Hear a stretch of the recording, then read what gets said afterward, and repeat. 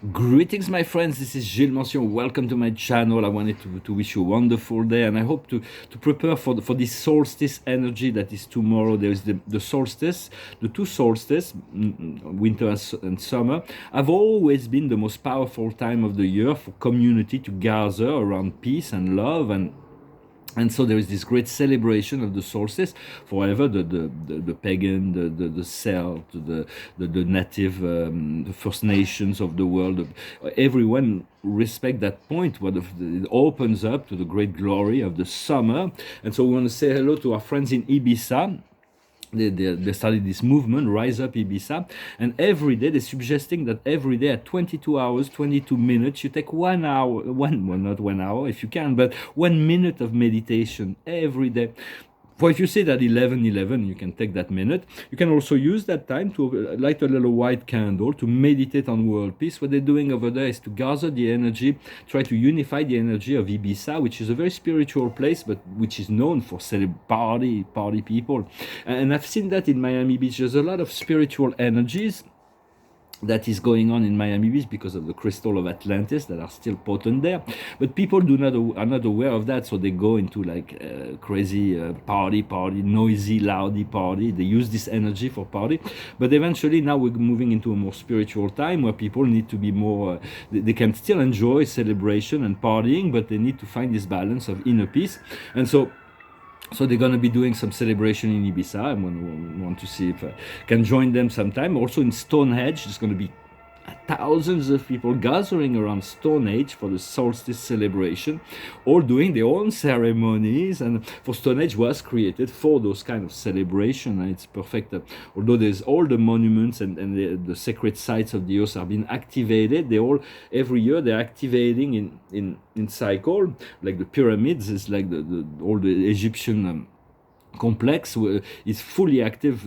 Its most potent time is between the July 26th, the Galactic New Year, the Egyptian New Year, and the Lion Gate portal on the August 8th, and this is where the alignment comes. But every for this solstice will be also I was called to talk about Creston in Colorado. There's this little place called Creston. I used to live there for a short time. I visited many times. It's a very magnetic, wonderful place. There are many very advanced extraterrestrials bases there. I was invited there, but I was afraid to go all the way in the mountain. I should have gone. I will have to return because last time I was in Creston, and so for the Pleiadians are assisting and protecting and guiding this process of ascension. We're coming close to this solar flash. Every 13,000 years there is a solar flash. Every time there has been solar flashes on the planet, he has destroyed all civilization because humanity, the humans, the population were not ready for ascension. But this time we are. It was planned and prophesied even by the Maya that the sixth solar flash will bring the collective rainbow light body, and humanity will be shifted into this fifth dimension, the world of love, light, peace, unity, joy, but all those who are not ready will evacuate themselves from the process, from the the Pleiadians have constructed with the help of the Alliance a secret technology, it's on the South Pole that will prevent the overwhelming energy of the solar flash to create too much to counterbalance that, so that the solar flash can serve the ascension and not create destruction, because there is a dark star in the periphery of the solar system that every 13,000 years he moves closer, he moves into the solar system, doesn't emit light so we don't see it, and then it creates pressure on the sun because it's much bigger than the sun, and so the sun's like poof, just like sends those waves of extra energies to release the pressure. But all is conscious, all is one. I'm going to pull a few cards.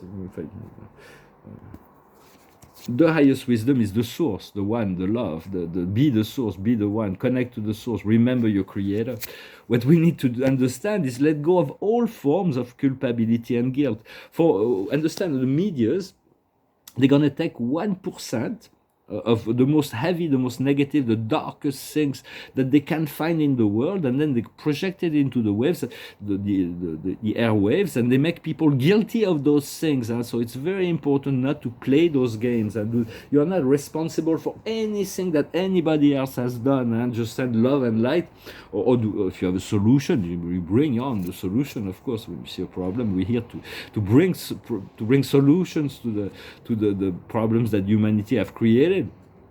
And so what we need to do is laziness, take our time, and to enjoy a good life, and to not be in a rush. And the outcome, we may be pulled in two different directions. So it's still and for that we need to let go. It's about letting go of the misery, letting go of the fear, the lack, the all of that, because all of that comes from conditioning. So there's going to be some series of eclipses in November, but we already have the mission to disengage ourselves from the conditioning of the materialistic society.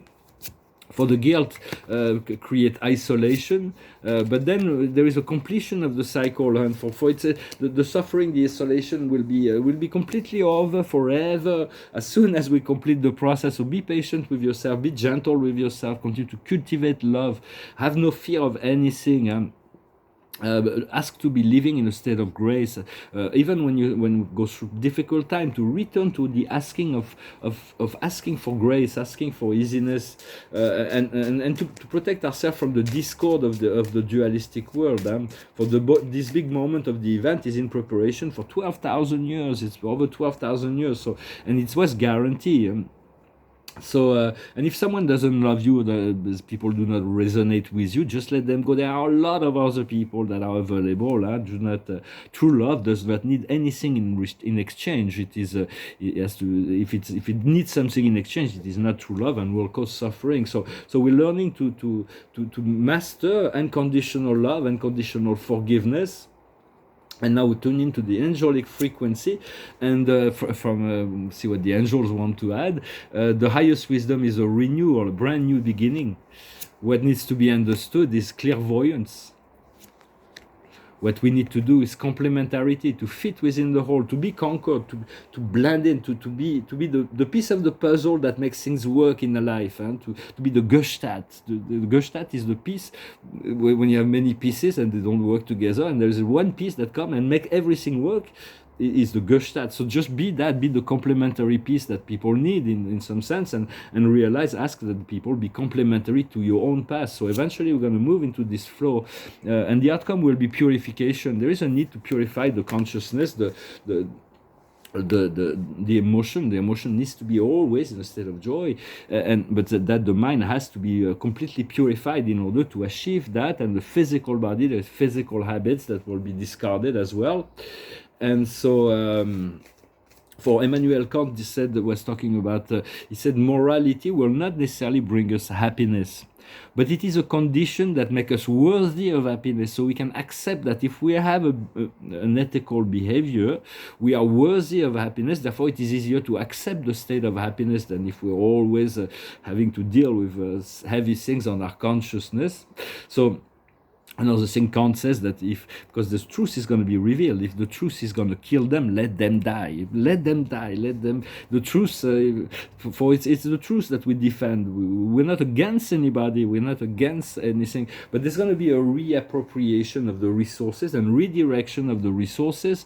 For now, it's like if you listen to all those beloved brothers who gathered together at this Bilderberg meeting and said, well, are you really working for the highest good? So yes, we're working for the highest good of our group, but we're not going to need to work for the highest group of the whole. I'm not putting any, I don't know what's going on in those places, and I'm not putting any judgment, but we need to have government that works to make decisions that improve the quality of life of their people. Well, right now, they're wasting countless resources and sending in meaningless, counterproductive, like arming a Nazi group in Ukraine and doing all kinds of things and starting wars and right and left. There's only one agenda, is peace. And so it is important to understand that the government needs to take action that increase the quality of life of the people. And for in Europe, it's difficult. What's the future of the European Union? Is the euro bankrupt? Is all kinds of things.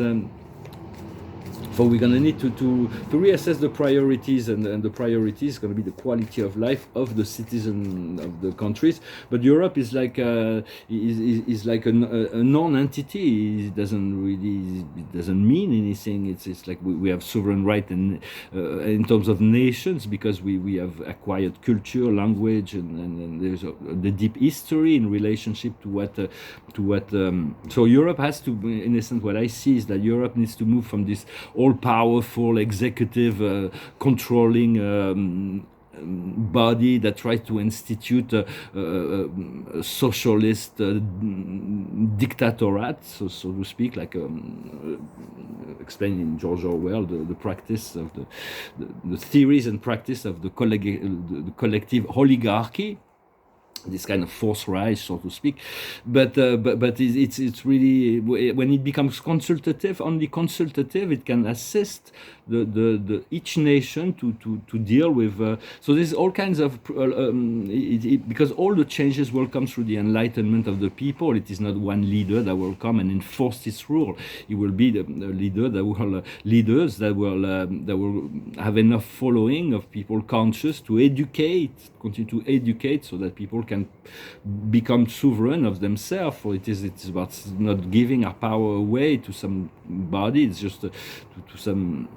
Eventually, we're not. Humanity is not totally prepared for total freedom of the fifth dimension. So we'll have to go through steps. But let us stay positive. Let us always know that there is a greater plan at work. In France, we have a French president, Nicolas Sarkozy, was coming out of a meeting about the Ukraine, and saying, well, there is only a possible agenda is peace, and there is no other possibility, because they're all trying to make wars. And he wanted to say, and he also said, well, all the institutions of the 20th century are no longer functional. He wasn't talking about the United Nations, although it's no longer functional, but the NATO and the European Union and the G20 and the G7, all of that is meaningless now. It's we have to recreate new institutions of the 21st century. And the new generation will greatly assist with that. Well, I hope this message was interesting for you. The card of the day is the soulmates, and the soulmates. Let's be ready for this communion, this preparation for this sharing of deep, profound connection. And then the card of the day from the Akash is to be the locomotive, to stay on track and stay on track. Well, I'm going to finish with a song, so that I come and say hello. Preparation for the solstice, 22-22. But 17-17 also is a good time for a meditation for 1 minute, or 11-11. But it's all. There is so much awakening that we just want to play our part, do our share, continue to communicate on light and love and peace. So I'm going to finish with this song. It's a song talks about joy across the world. It goes like this. Jeremiah was a bullfrog, was a good friend of mine.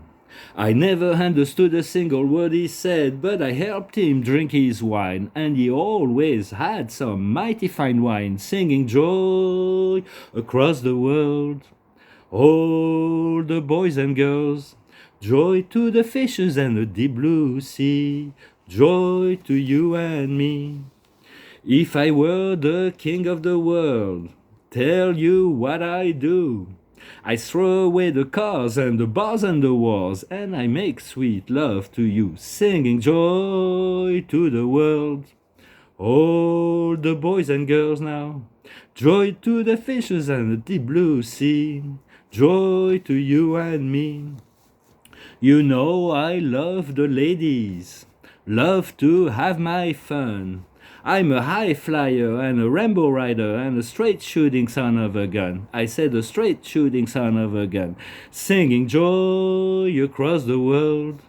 All the boys and girls, joy to the fishes and the deep blue sea, joy to you and me, joy to you and me.